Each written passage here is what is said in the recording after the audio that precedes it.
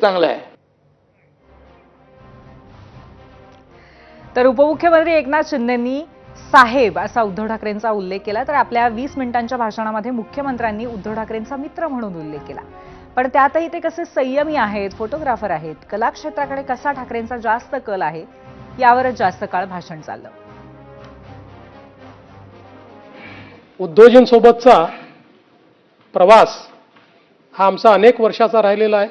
अनेक वर्षाचे आम्ही सहप्रवासी राहिलो आणि निश्चितपणे अनेक चांगल्या गोष्टी समाजाकरता, राज्याकरता एकत्रित करण्याची संधी देखील आम्हाला प्राप्त झाली.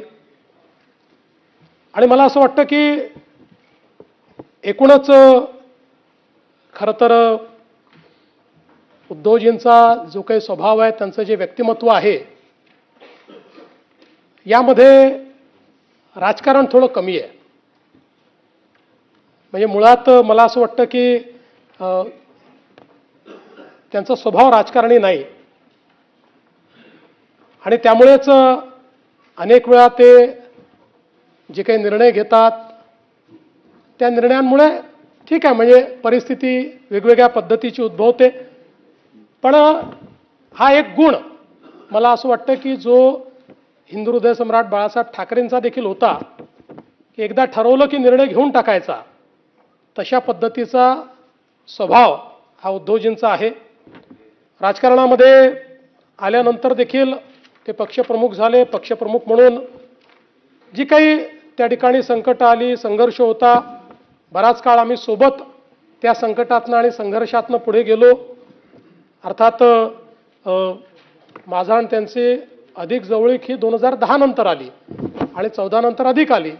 पण मला असं वाटतं की या सगळ्या याच्यात एक मैत्रीची भावना ही निश्चितपणे आमच्यामध्ये त्या काळामध्ये तयार झाली. आणि मी असं म्हणणार नाही की आज ती नाही, पण शेवटी त्यांच्या राजकीय भूमिका आहेत, आमच्या राजकीय भूमिका आहेत. त्यामुळे आता त्या राजकीय भूमिका वेगळ्या झाल्या. त्यामुळे पण एक गोष्ट मला या निमित्ताने निश्चितपणे सांगायची आहे की राजकारणामध्ये काम करत असताना अनेक वेळा मी हे बघितलं की एखादा निर्णय घेत असताना त्याच्या परिणामांची त्यांनी चिंता केली नाही. आणि विशेषतः एक जो गुण म्हणजे त्यांची शिवसेना असो की आमच्या शिंदेसाहेबांची शिवसेना असो, जो हिंदू हृदय सम्राट शिवसेना प्रमुख बाळासाहेब ठाकरेंनी या ठिकाणी एक राजकारणात वेगळा पायंडा पाडला की सामान्यातल्या सामान्य माणसाला देखील, ज्याला राजकीय चेहरा नाही, अशा व्यक्तीला देखील राजकीय चेहरा देणं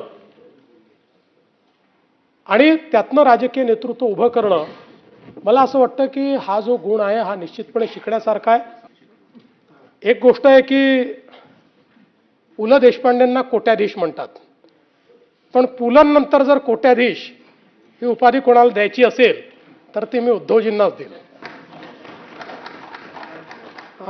हा अर्थात नाही, ते कागदांच्या नाही, शब्दांच्याच.